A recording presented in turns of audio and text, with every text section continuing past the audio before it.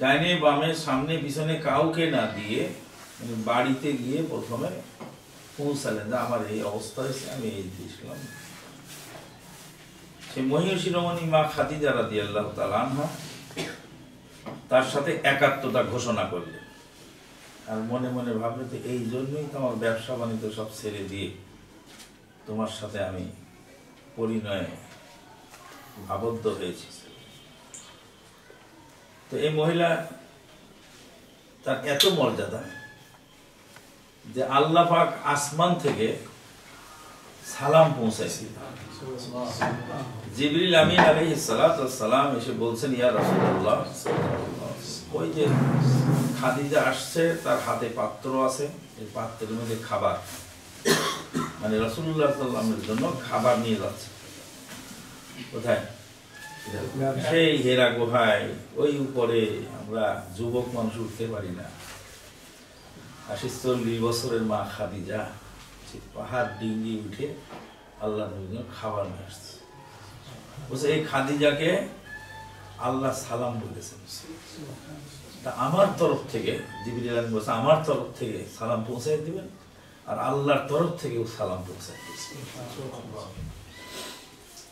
আল্লাহ পাক নারী এবং পুরুষ সৃষ্টি করেছেন সমাজ পরিচালনার জন্য। তো নারীরা হলো স্বরাষ্ট্র মন্ত্রণালয়, আর পুরুষরা হলো দেশের প্রেসিডেন্ট। প্রেসিডেন্ট যত ভালোই হোক না কেন, স্বরাষ্ট্র মন্ত্রণালয় যদি ভালো না চলে, সে দেশ কোনোদিনও ভালো চলতে পারে। এই জন্য এই মহিলাদের তালিমটা যে কত জরুরি, এই জিনিসটা আমরা বুঝি না। মহিলা হলো মা, এবার মা যদি ভালো না হয় তাহলে গোটা সমাজ খারাপ হয়ে যাবে। এই জন্য মহিলাদের তালিমটা খুব বেশি জরুরি। আর দেরি করে হলেও যেটা শুরু করতে পারা গেছে, এটা আল্লাহর হাজারো শুকর, আলহামদুলিল্লাহ। আবু বকর সিদ্দিক রাদিয়াল্লাহু তাআলা উম্মতের শ্রেষ্ঠ ব্যক্তি। কেন? উনি 6 ওয়াক্ত সালাত পড়তেন, 32টা সিয়াম রাখতেন। তো ওনার কি এত মর্যাদা যে ওনার সমতুল্য কেউ হতে পারলেন না। কারণ তিনি রাসূলুল্লাহ সাল্লাল্লাহু আলাইহি ওয়াসাল্লামের দুর্দিনের সাথী। যখন কেউ ছিল না আল্লাহ নবীর সাথে, তখন উনি ছিলেন। উনি তো ছিলেন ওনার পুরো পরিবারই আল্লাহ নবীর পক্ষে।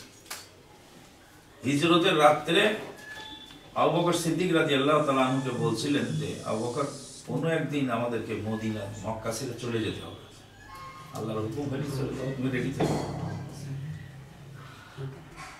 সিদ্দিক আকবর সেদিন থেকে প্রস্তুত, দিন রাত 24 ঘন্টা যে কোনো সময় ডাক দিলে বেরিয়ে পড়বে। এখন খাবার দিচ্ছেন, চলে যাচ্ছে তো অনিশ্চয়তার পথে, মানে কতদিন কত রাত লাগবে মদিনায় পৌঁছতে তার কোনো গ্যারান্টি নেই, হিসাব নেই, গাড়ি ঘোড়া নেই, বাহন নেই। আত্মগোপন করে দিনে আত্মগোপন, রাতে সফর করে। তো সেই জায়গায় যে রাতের বেলায় কিছু রুটি বেঁধে দিচ্ছে,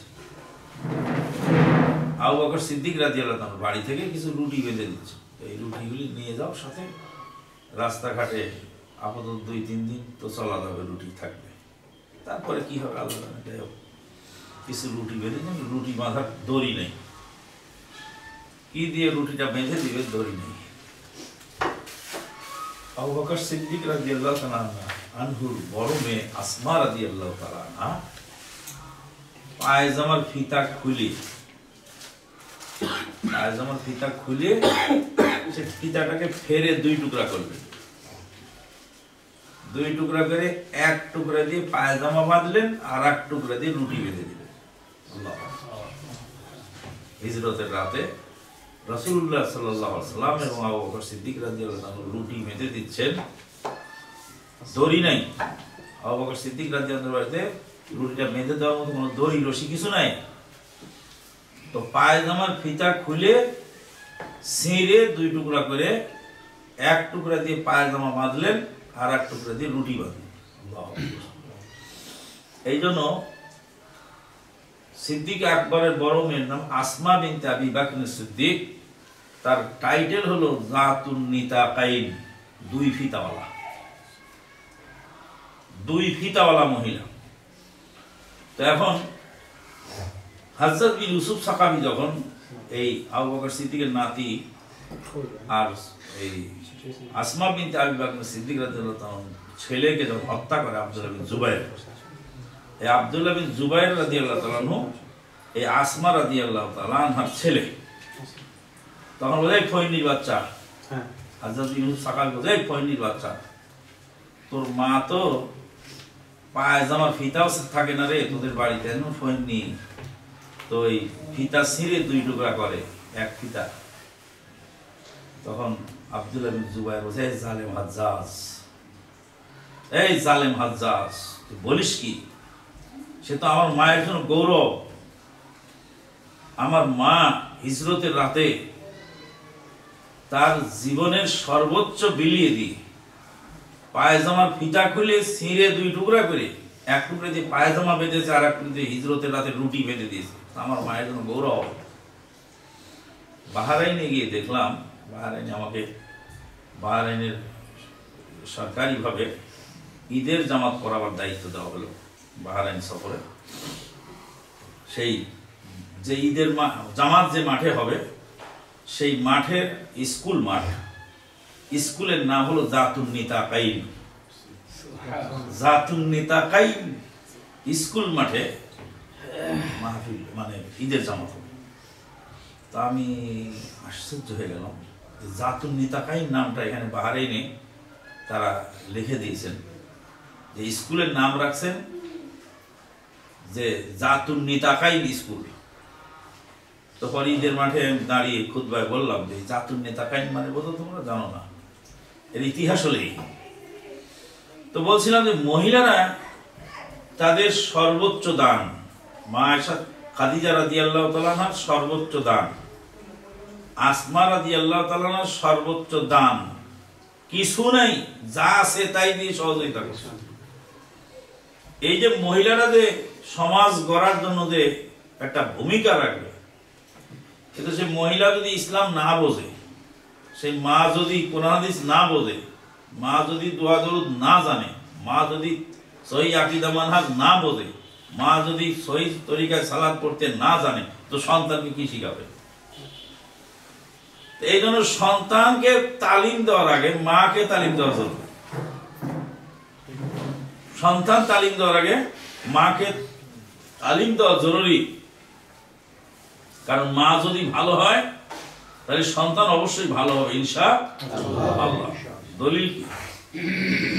দলিল হলো ইব্রাহিম আলাইহিস সালামের ছেলে ইসমাইল আর নূহ আলাইহিস সালামের ছেলে কেনান। এটাও নবীর বেটা, ওটাও নবীর বেটা, কিন্তু সমস্যা কোথায়? সমস্যা যায় মায়ে। ইসমাইল আলাইহিস সালামের মা হলেন মা হাজেরা, আর কেনানের মা হলো ওয়াহেলা। এই ওয়াহেলা হলো বেঈমান।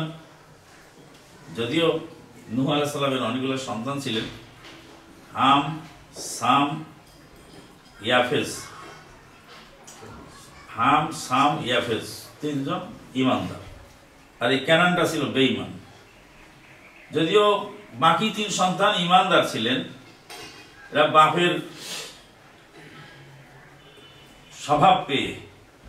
আর এই একটা কি হলো, মায়ের স্বভাবে সব সন্তান কিন্তু বাপের স্বভাব হয়, আবার সব সন্তানও মায়ের স্বভাব হয়। এই মায়ের স্বভাবে কি হয়ে গেল? বেঈমান হয়ে গেল। আউযু বিল্লাহি মিনাশ শাইতানির রাজীম। ونادى نوح ابنه وهو في معزل يا بني اركب معنا ولا تكن مع الكافرين। নূহ আলাইহিস সালাম বলে, এই বেটা কেনান, এটা আমার কিস্তিতে সওয়ার হও, কাফেরদের অন্তর্ভুক্ত হয়েও না। বাপের কথা লঙ্ঘন করে وحال بينهما الموج فكان من المغرقين। বেটা যুক্তি দিচ্ছে, সাবিলা জাবালি ইয়াসিমুনি মিনাল মা। ওই যে দুধি পাহাড়, ওখানে গিয়ে উঠে যাও, আর তোমার আল্লাহ দুধি পাহাড় ডুবাতে পারবে না। তখন নূহ আলাইহিস সালাম লা আসিমাল ইয়াউম মিন আমরিল্লাহ, আল্লাহর হুকুম থেকে আজকে কারো বাঁচার কায়দা নেই। وحال بينهما الموت فكان من المغرقين।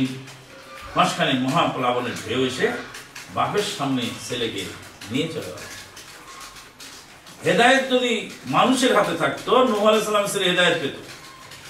হেদায়েত যদি নবীদের হাতে থাকতো তো ইব্রাহিম আলাইহিস সালামের বাবা হেদায়েত পেত। হেদায়েত যদি নবী মুহাম্মদুর রাসূলুল্লাহ সাল্লাল্লাহু আলাইহি ওয়াসাল্লামের হাতে থাকতো তাহলে তারা আপন চাচা হেদায়েত পেত। হেদায়েত কে পাবে আর কে না পাবে দুনিয়ার কেউ জানে না। আল্লাহ পাক বলেন ইন্নাকা লা তাহদি মান আহবাব ওয়ালাকিন্নাল্লাহা ইয়াহদি মান ইয়াশাউ ইলা সিরাতিম মুস্তাকিম। ইন্নাল্লাহা লা ইয়াহদি মান ইয়াশা ইন্নাল্লাহা ইয়াহদি মান ইয়াশা ইন্নাকা লা তাহদি মান তাশা। হে নবী, ইন্নাকা লা তাহদি মান আহবাব, হে নবী আপনি যাকে ইচ্ছা করে তাকে হেদায়েত করতে পারেন না। ওয়ালাকিন্নাল্লাহা ইয়াহদি মান ইয়াশাউ ইলা সিরাতিম মুস্তাকিম। না, ওয়ালাকিন ইন্নাল্লাহা লা ইন্নাকা লা তাহদি মান আহবাব ওয়ালাকিন্নাল্লাহা ইয়াহদি মান ইয়াশাউ ওয়া হুয়া আ'লামু বিল মুহতাদিন। মেমোরি আগে কোনো নাই, ভুলে যায় আয়াত একটার মধ্যে আর এক আয়াত ঢুকে যায়। ইন্নাকা লা তাহদি মান আহবাব ওয়ালাকিন্নাল্লাহা ইয়াহদি মান ইয়াশাউ ওয়া হুয়া আ'লামু বিল মুহতাদিন। আল্লাহ যাকে ইচ্ছা তাকে হেদায়েত করবেন, কিন্তু তিনি জানেন কে হেদায়েত পাবে আর কে না পাবে। আমরা না বুঝে অনেক সময় কষ্ট পাই, এত বুঝালাম বুঝলো না। তা আপনি কি নূহ আলাইহিস সালামের চেয়ে বেশি বুঝালেন? আপনি কি ইব্রাহিম আলাইহিস সালামের চেয়ে বেশি বুঝালেন? আপনি কি আমাদের নবী সাইয়্যিদুল মুরসালিন চেয়ে বেশি বুঝালেন? আপনার কথায় হেদায়েত প্রাপ্ত হবে, আল্লাহ নবীর কথা চাচা হেদায়েত পেল না, পেতেও পারে নাও পারে। আপনার আমার কাজ জানিয়ে দাও। কথা প্রসঙ্গে অনেক কথা এসে যায়। এই যে ফরিদপুরের পূর্ব খাবাসপুর ঢাকাইয়া পট্টি, ওখানে এক হাফেজ আছে, হাফেজ আলমাস। এই হাফেজ আলমাস পূর্ব খাবাসপুর ঢাকাইয়া পট্টি, তার বাড়ি। হাফেজ আলমাস সে বাংলাদেশ ব্যাংকে চাকরি করত।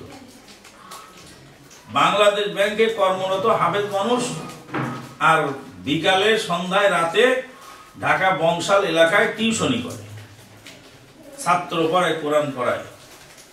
তো একদিন ওই বংশাল মসজিদে সালাতের টাইম হয়েছে, তো পড়েছে সালাত। পড়ার পরে কইছে এসে কি না উল্টা পাল্টা সব দেখছি, টাইম হওয়ার আগে আজান দিয়ে দিল। তারপরে গেছে পড়ছে, এরকম বাফুলিয়া দিন করতেছে। আবার ভিন্ন ধরনের সালাত দেখে তখন মুফতি আমিমুল ইহসান বাইতুল মুকাররমের খতিব, ওনার কাছে গিয়ে বলছে যে হুজুর, আমি তো এই বংশাল মসজিদে নামাজ পড়লাম, তো এই দৃশ্য দেখলাম। ওরা ঠিক আছে, ওগো পিছনে নামাজ পড়বি বেটা, ওরা ভালো আছে, ওরা হাদিস মেনে চলে, মাগরিবি পড়বি, এশাবি পড়বি, তাহলে আরো কিছু পাইবি। মাগরিব এশা পড়ছে তখন জোরে আমি পাইলাম। পাওয়ার পরে হাফেজ আলমাস যায় মুফতি আমিমুল ইহসানকে জিজ্ঞেস করছে, ঢাকাইলের মুহাদ্দিস আর ওই বাইতুল মুকাররম খতিব। তো বলছে যে তোরা যদি ঠিক আছে তো আমরা কি? আমাদেরটা ঠিক আছে, তো ওটা মজবুত বেশি। মানে না কেন, আমরা হানাফি মাযহাবের লোক, তো ওই জন্য আমি মানি না। হানাফি হলে বুখারী মানা যায় না, আর বুখারী মানলে হানাফি থাকা যায় না। তো হুজুর আমি হানাফি আর থাকলাম না, আহলে হাদিস। দেখেন তো, যে মুফতি আমিমুল ইহসানের কথায় হাফেজ আলমাস আহলে হাদিস হচ্ছেন, কিন্তু আল্লাহ পাক তাকে আহলে হাদিস হওয়ার নসিব দিলেন না। কিন্তু হকের বাধাও দেননি এবং হকের বিরুদ্ধে বাজে কথাও বলেননি। আল্লাহ তাকে জান্নাত নসিব করুন এবং এই কথার জন্য আল্লাহ তাকে মাফ করে দিন। আর এখনকার মুফতিরা কি করতেছে? ব্যঙ্গ করে হাদিস, মসজিদ ভাঙে। এবার মসজিদ ভেঙে করা যায় নাকি? মসজিদ ভাঙ, তুই পুরাই দেবো মসজিদ, তাতে সমস্যা দেখবি। তুই মসজিদ পুরাবি, আকিদা পুরাতে পারিস? মসজিদ পুরানো যায়, আকিদা পুরানো যায়? মসজিদ ভাঙা যায়, আকিদা কি ভাঙা যায়? তাহলে গিয়েছি ওই যে এই ভোলাতে মসজিদ ভেঙেছে, ওখানে কয়েকতলা হয়ে গেছে, কয়েকতলা হয়ে গেছে মসজিদ, বহুতল বিশিষ্ট বিল্ডিং চলছে। সালথায় মসজিদ ভেঙেছে, সালথায় বিল্ডিং এর কনস্ট্রাকশনের কাজ চলছে। তো ভেঙে কি করবে? বুঝিস না যে ভাঙলে গতি বাড়ে? কোন আদর্শের মোকাবেলা তার চেয়ে উত্তম আদর্শ দিয়ে মোকাবেলা করা সম্ভব। লাঠি দিয়ে কোনোদিন কোন আদর্শকে মোকাবেলা করা যায় না। এ কথা সবসময় মনে রাখি যে কোন আদর্শকে লাঠি দিয়ে থামানো যায় না, বল প্রয়োগ করে কোনোদিন কোন আদর্শকে থামানো যায় না। ব্রিটিশ 200 বছর এদের দখল করেছিল, কিন্তু আমাদেরকে ইংরেজ বানাইতে গেছে না। হিন্দুদেরকে ইংরেজ বানাইছে। হিন্দুরা হিন্দু ধর্মের উপর বহাল তবিয়তে আছে, আর আমরা আমাদের ইসলামের উপরে বহাল তবিয়তে আছি। 200 বছর মাটি দখল করে রাখছে, কিন্তু আমাদের দেল ইমান দখল করতে পারেনি। তো যাই হোক, নূহ আলাইহিস সালামের ছেলে ভেসে গেল, আর ইব্রাহিম আলাইহিস সালামের ছেলে কুরবানি হওয়ার জন্য প্রস্তুত হয়ে গেল। প্রভাব কোথা থেকে আসলো? মায়ের কাছ থেকে। তো এই যে মায়ের যে শিক্ষার যে গুরুত্ব, মায়ের যে শিক্ষার প্রয়োজনীয়, এটা এতই জরুরি এবং এতই প্রয়োজনীয়, এই জিনিসটা আমরা বুঝি না। মেয়ে মানুষ আর লেখাপড়া করে কি করবে? তো মেয়ে মানুষের কাজই তো লেখাপড়াটার, মানুষে তো মানুষ তৈরি কারখানায় কাজ করে। আমরা আমাদের মায়ের কাছ থেকে যা শিখেছি, বিরল ঘটনা, এক এক দিনের এক এক কাহিনী, এগুলি বলতে গেলে 2-4-5 ঘন্টা লাগবে শুধু আমার মা বাবার কিস্সা কাহিনী বলতে। মা বাবার কিস্সা কাহিনী বলতে 2-3 ঘন্টা 5 ঘন্টা লেগে যাবে। তাদের কাছ থেকে কি প্রেরণাটা পাই। আমাদের বাড়িতে কোনদিন খাবার থাকে না, মানে খাবার রান্না হতে দেরি হচ্ছে, তখন আম্মা ঘরের দরজা মানে গেট লাগাই দিয়েছে, আমাদের বাড়িতে বের হতে দেয়। তো মাকে একদিন জিজ্ঞেস করছি, মা তুমি ক্ষুধার্ত অবস্থায় খানা রান্না দেরি হলেই তুমি আটকায় ফেলো কেন আমাদের? ক্ষুধার্ত সন্তান তখন বাইরে যাবে, ক্ষুধার কারণে হারাল হারাম বাঁচবে না, যেখানে যা পাবে সেটাই তুই মুখে দিবি। কি চিন্তা! আমার আম্মা পড়তে জানতেন, বড় বড় অক্ষরের পড়তে জানতেন, লিখতে জানতেন, লেখা শেখেন, কোরআন পড়তেন নিয়ম। এই অল্প পড়া মানুষ, তার চিন্তাটা কি? যে সন্তান ক্ষুধার্ত অবস্থায় বাইরে ছাড়লে ক্ষুধার তাড়নায় হালাল হারাম বাঁচবে না, কোথাতে হারাম পেটে দিবে, আর হারাম যে পেটে যাবে সে শরীর তো জাহান্নামে করা। সবর সবর সবর সবর সবর সবরের ওয়াজ মায়ের কাছে শুনতে শুনতে শুনতে শুনতে শুনতে শুনতে একদম যখন থেকে বুধ হয়েছে তখন থেকে সবরের ওয়াজই মায়ের কাছে। বাবাকে দেখছি তো দোকানে বসে আছি, কথা বলছি, এরকম চোখটা একটু বড় করে চলে যাবো, কিছু বলবো না, সালাম দিল, চোখটা একটু এরকম করে উপরে তুলে চলে যাবো। আমি বুঝলাম যে কিছু ঘটেছে মনে হয়, তো আমি তাড়াতাড়ি কথা সেট করে বাড়ি চলে গেলাম। বাড়ি থেকে বললাম, আপু কিছু বলছিলেন বোধহয়, দোকানে বসেছো কেন তুমি? জানো না বাজার নিকৃষ্ট জায়গা, মসজিদ উৎকৃষ্ট জায়গা? তো বললাম, তো ওরা আমাকে থামালো, থামায় একটা মাসলা জিজ্ঞেস করলো। জীবনে কোনোদিন বাজারে দাঁড়ায় দোকানে দাঁড়ায় কোনো মাসলা বলবা না, রাস্তায় দাঁড়ায় মাসলা বলবা না, মাসলার মূল্য থাকে না। মাসলা কেউ জিজ্ঞেস করবেন, মসজিদে আসেন সালাতের সময়, ওখানে দেখা হবে, কথা হবে। কোনো সময় বাজারে দাঁড়াবা না, দোকানে বলবা না, দাঁড়ানোর পর দোকান থেকে একটা জিনিস কিনে নিয়ে চলে আসবা। তো বলবে, আপনি চোখ রাঙায় চলে আসলেন, কিছু বললেন না, ধমকও তো দিতে বলছে, রাস্তাঘাটের ছেলেপেলেকে শাসন করার জন্য সভ্য মানুষের কাজ নয়। রাস্তাঘাটের ছেলেপেলেকে শাসন করা কোন সভ্য মানুষের কাজ নয়। শ্বশুর বাড়িতে আসতে একদিন দেরি হয়েছে, তো সে ঘর জামাই থাকা কোনো ভদ্র ফ্যামিলির ছেলের কাজ নয়। বলে, আমি কি ঘর জামাই ছিলাম নাকি? আপু আমি কি ঘর জামাই ছিলাম? কি বলেন আপনি সব? বলতে শ্বশুর বাড়ি 2-3 দিন থাকা মানে ঘর জামাই। শ্বশুর বাড়ি যাওয়া, ব্যস্ততা দেখায়, এক বেলা খেয়ে তারা যে ছেড়ে পড়বা, সারা জীবন মর্যাদা নিয়ে থাকতে পারবা। শ্বশুর বাড়িতে খেতা বালিশের তলে শুয়ে থাকে, তো সভ্য মানুষের কাজ করে না। এই যে অল্প করা লোকগুলি আমাদেরকে যে শিখিয়েছে, আমার মা আমাদেরকে যে মৌলিক শিক্ষাগুলি দিয়েছে, কোরআন হাদিস পড়ে এখন এসে দেখছি সেই জিনিসগুলো আছে কোরআন হাদিসে, যদিও কিছু ভুলভাল আছে আগের যুগের পড়া। তো মা যদি ভালো হয় তাহলে সন্তান ভালো হওয়া সম্ভব। এই জন্য এই প্রতিষ্ঠানটার গুরুত্ব অপরিসীম। এবার প্রতিষ্ঠান চলবে কি করে? প্রথম কথা, এটা গুরুত্ব, এটা করতে হবে, করা দরকার, জরুরি। তাহলে এটা চলবে কি করে? চলবে কি করে? এই প্রতিষ্ঠান একদিন বড় আকার ধারণ করবে, আশা করি আমরা। অবশ্যই বড় আকার ধারণ করবে। পৃথিবীর যত বড় প্রতিষ্ঠান গড়েছে পৃথিবীতে, সমস্ত প্রতিষ্ঠান ছোট ছোট থেকে গড়েছে। আজকে রাজশাহী নওদাপাড়াতে মহিলা সালাফিয়া মাদ্রাসা, প্রায় 12 বিঘা না কত বিঘা জায়গার উপর বহুতল বিশিষ্ট বিল্ডিং, 5 তলা কমপ্লিট হয়েছে একটা বিল্ডিং, আর একটা বিল্ডিং 5 তলা ছাদ ঢালাই হয়ে গেল, 5 তলা না 4 তলা, 4-5 তলা করে আপাতত হয়ে গেছে।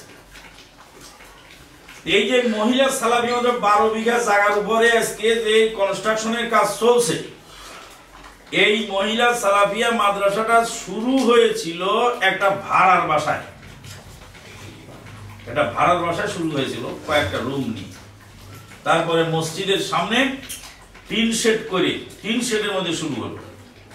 তারপরে নিজস্ব জমিতে সেখানে যাওয়া হলো, আমার মেয়েরা সেখানে লেখাপড়া করছে।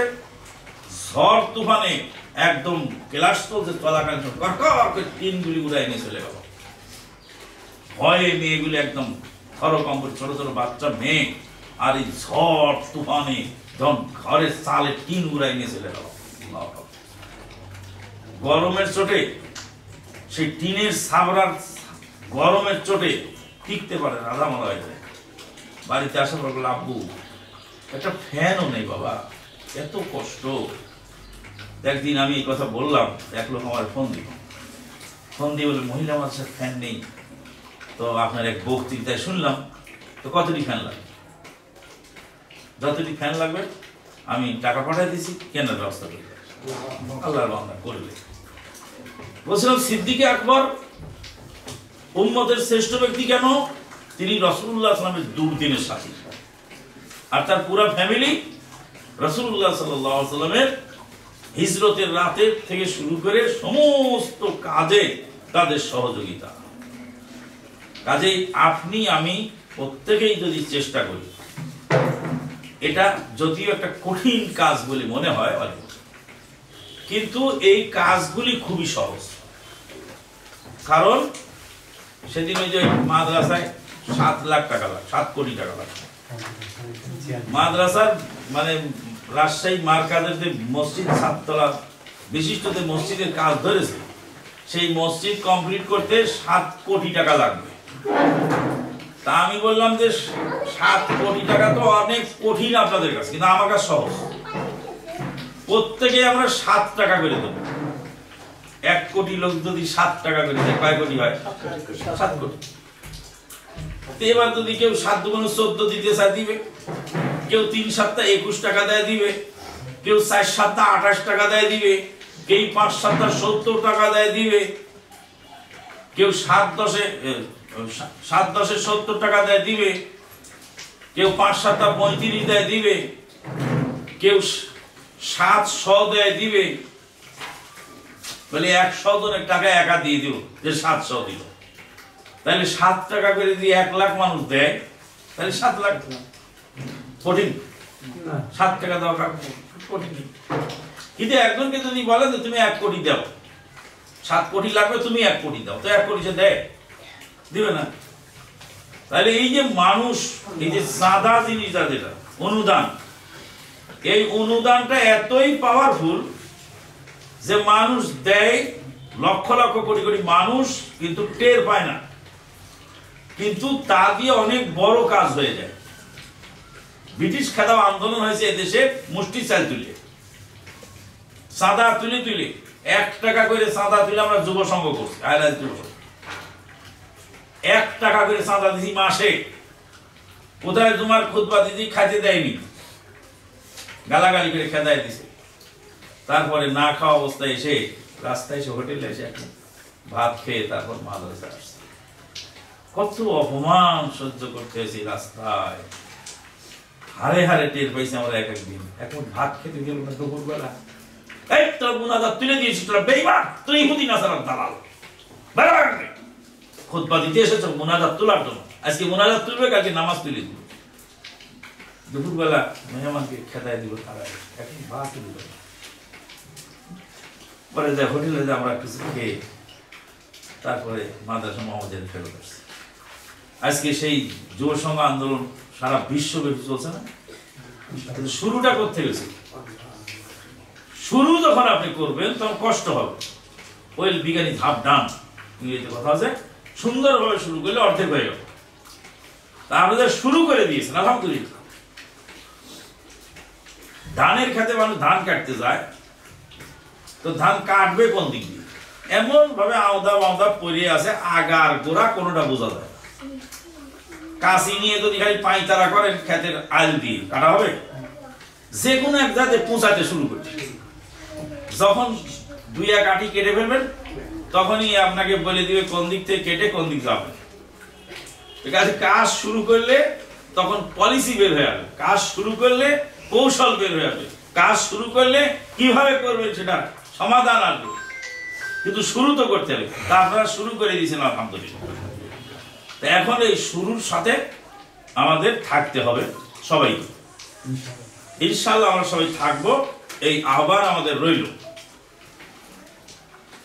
গাছ বুনলে ফসল বুনলে যেমন সার দিতে হয়, আবার কীটনাশকও দিতে হয়।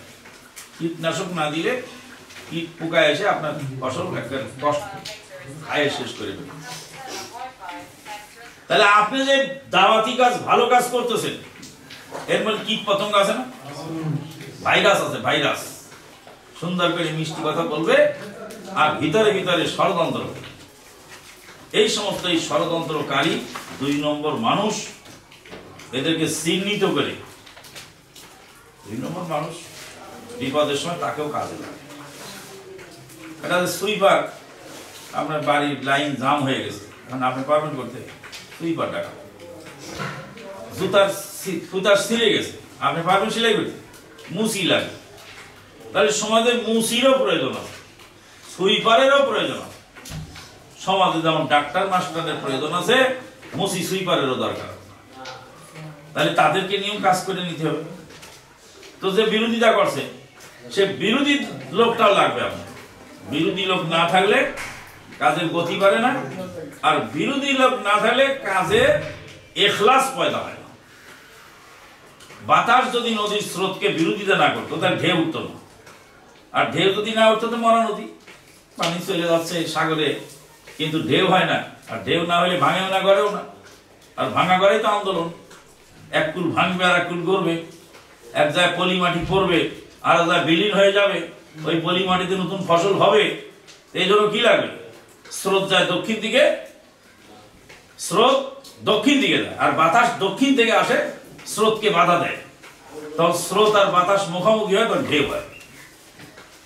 তা আপনাকে বিরোধিতা করলে গতি বাড়ে, বিরোধিতা করলে নিজের সংশোধন হওয়ার সুযোগ হয়। কিন্তু বিরোধী লোককেও আপনার নিয়ন্ত্রণ করতে হবে।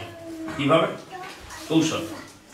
মোহতারাম আমি যখন জেলখানায় এক মুরব্বী লোককে তাই বললাম যে আমাদের আমির সাহেব ডক্টর গালিব স্যার জেলখানায়, তো ওনার কারা মুক্তির জন্য আমরা সাহায্য কালেকশন করছি, তা আপনি কিন্তু সাহায্য করবেন। তো কিছু না বলে চলে গেল। সুন্দর চেহারা, কিন্তু চেহারাটা একটু কালো করল।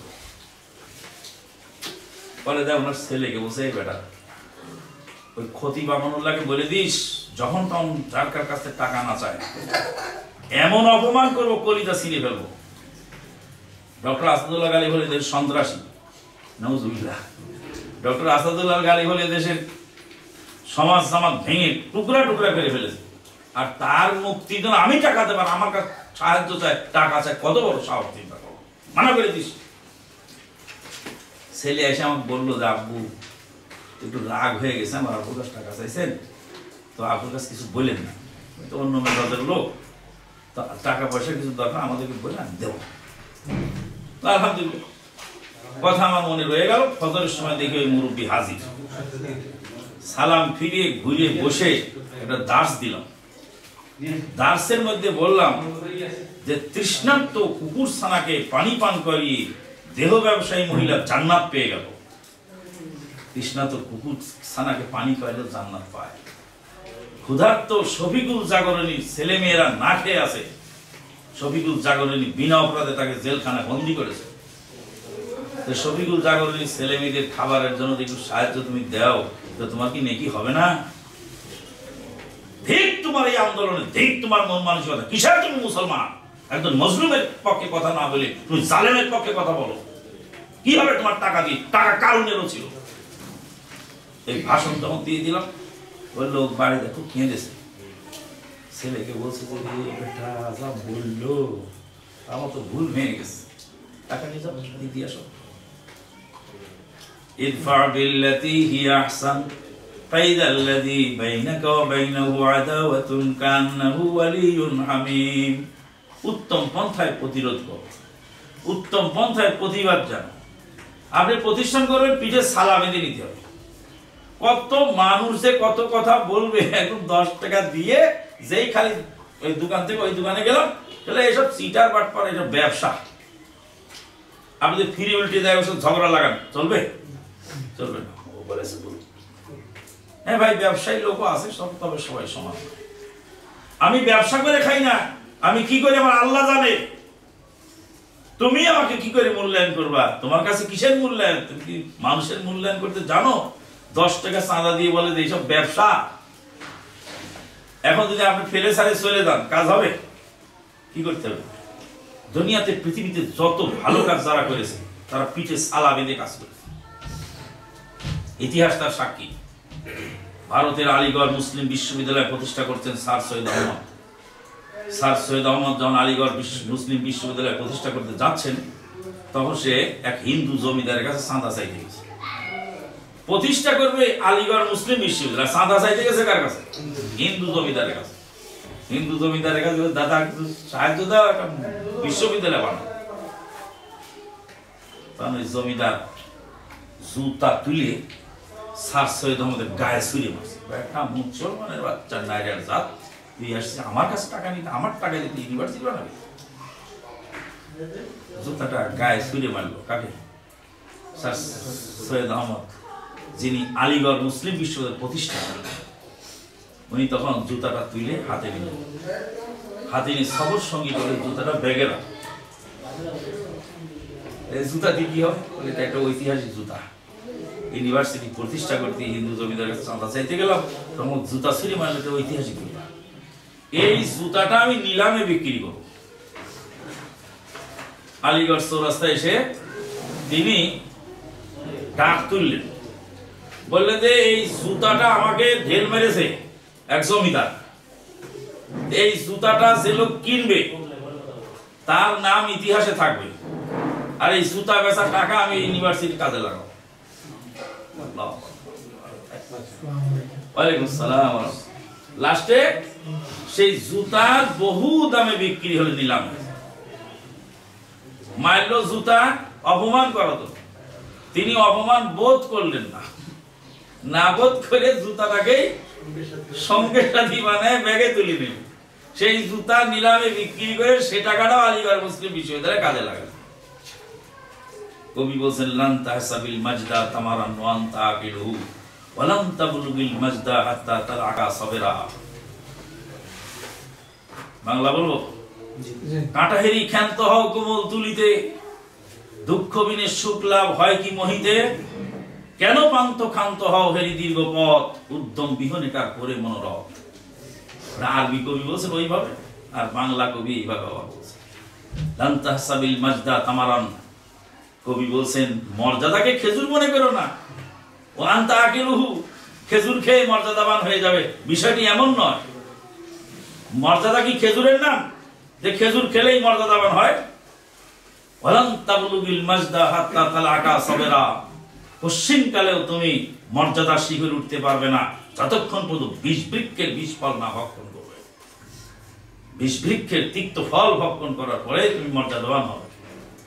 যে যত বাধার মুখে কাজ করবে তার মর্যাদা তত বেশি। যে সহজ পরিবেশে কাজ করে তার মর্যাদা আর যে কঠিন পরিবেশে কাজ করে তার মর্যাদা কি সমান? আমার বাপ দাদারা হজে যেতেন কিসে? বিমানে চলে, পানির জাহাজ। আর তার আগে যেতেন তারা কিসে? পায়ে হেঁটে, ঘোড়ায় চলে। পায়ে হেঁটে ঘোড়ায় চলে 6 মাস 9 মাস সফর করে তারা হজ করে এসেছেন। বাড়ি থেকে বিদায় নিয়ে চলে গেছেন, হয়তো বা জেন্দা মানুষ ফিরে নাও আসতে পারে। 6 মাস 9 মাস লেগে গেছে যে মক্কায় পৌঁছতে। ওই লোকের হজের নেকি আর আমি এখন বিমানে কেটে সকালবেলা জেদ্দায় নামলাম, 5 দিন পরে হজ করে আবার বাড়িতে ফিরে আসলাম, আমার হজের নেকি আর ওর নেকি সমান?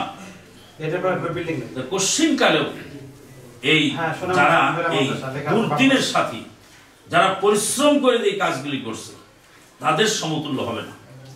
যাই হোক, শেষ করে দিচ্ছি, শেষ পর্যায়ে এসে গেছি আমরা। আজকের আলোচনার সংক্ষিপ্ত আলোচনায় প্রথম যেটা বোঝা গেল সেটা হলো মেয়েদের অবদান অপরিসীম। তারা মায়ের জাতি, তাদেরকে গঠন করা আমাদের জরুরি। 2 নম্বর বোঝা গেল দুর্দিনে সাথী যারা, তাদের সমতুল্য কেউ হয় না। একদিন বড় প্রতিষ্ঠান হয়ে যাবে, অনেক মানুষ আসবে, কিন্তু আপনি যে শুরু করেছেন, এই আপনার শুরুতে দুর্দিনে আপনার 1 টাকার যে মূল্য হবে, তারা পরবর্তীতে লাখ লাখ টাকা দিয়েও সেই সমতুল্য আসতে পারবে না। 3 নাম্বার হলো প্রতিষ্ঠান করতে হলে কঠিন সবর করে সামনের দিকে আগাতে হবে। সবর ছাড়া কঠিন কালেও কোনো কাজ সফল হয়নি। 5 নাম্বার 4 নাম্বার,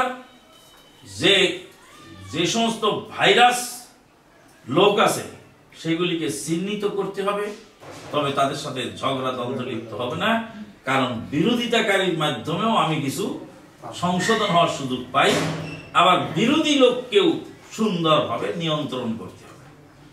আপনি সুন্দর ব্যবহার করবেন, মিষ্টি ব্যবহার দেবেন, দিয়ে আপনার কথায় সে অটোমেটিকলি কাবু হয়ে যাবে। আর কাবু হয়ে গেলে সে সংশোধিত হয়ে যাবে। সে সংশোধিত হয়ে আপনার কাজ হলো, তারপরে দেশের নাম আসে। তারপর সব মানুষকে আল্লাহ দিনের কাজ নেয় না। শেষ কথা যেটা ছিল এই, আল্লাহ যাকে দিয়ে দিনের ভালোবাসেন তাকে দিয়ে তার দিনের কাজ করেন, যাকে ভালোবাসেন না তাকে দিয়ে দিনের কাজ করান না।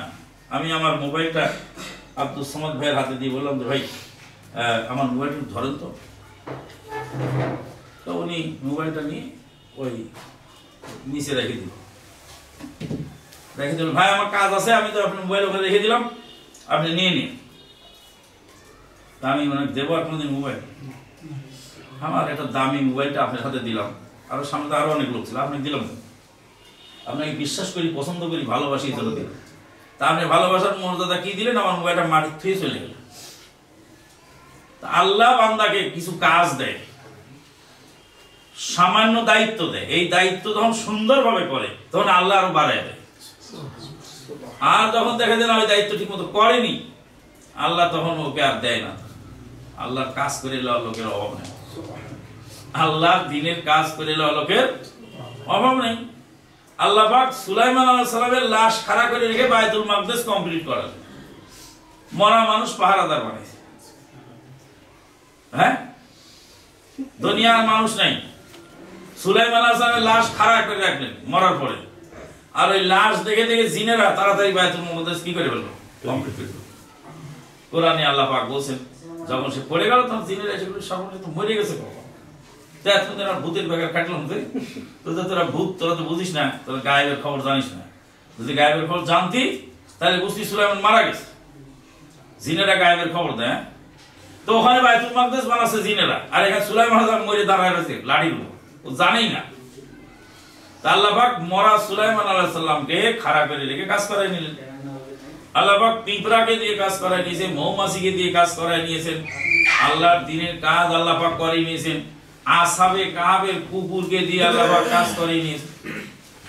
কুত্তা নিকৃষ্ট প্রাণী, ওর নাম আল্লাহ কোরআনে, ওর কথাটাও কোরআনে দিল, কালবুহুম বাসিতুন দিরাইহি বিল ওয়াসিদ লাবিত্তালাতা আলাইহিম লাওয়াল্লাইতা মিনহুম ফিরারা ওয়া লামুলিতা মিনহুম রুবা বলে কুত্তা হাত বিছায় শুয়ে রইল আসহাবে কাহাফের সেই গর্তের মুখে।